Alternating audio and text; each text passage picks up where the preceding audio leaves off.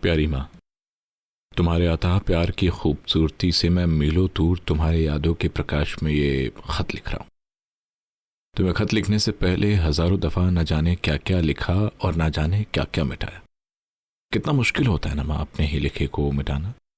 तुमको पता है माँ, मैंने अपने दर्द को नहीं लिखा, मैंने शिकायतें नहीं लिखी, लेकिन फिर भी मैंने हजारों खतों को मिटा डाला।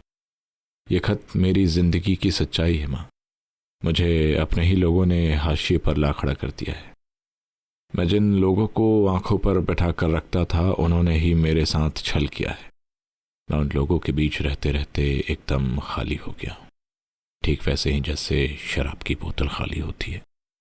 और खाली बोतल को जहाँ लोग फेंकते हैं, आज मुझे भी वहाँ फेंक दिया गया है और कोई नज़र तक उठाकर नहीं देखता।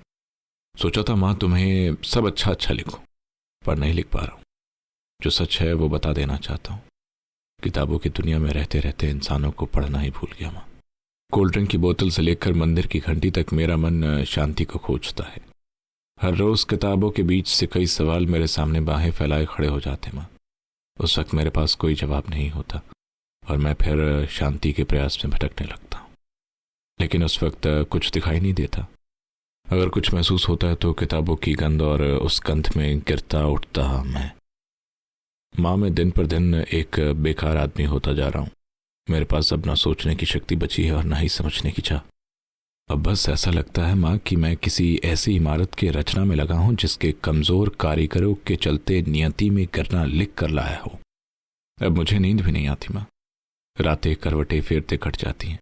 स्लीपिंग पिल्स की 3-3 गोलियां भी मुझे नींद नहीं दे पाती। सारी सारी रात शांति के प्रयास में आँख खुलाते हुए कट जाती है। ये जागरण, ये उनींदापन एक अजीब सी खौफ मेरे अंदर पैदा कर रहा है।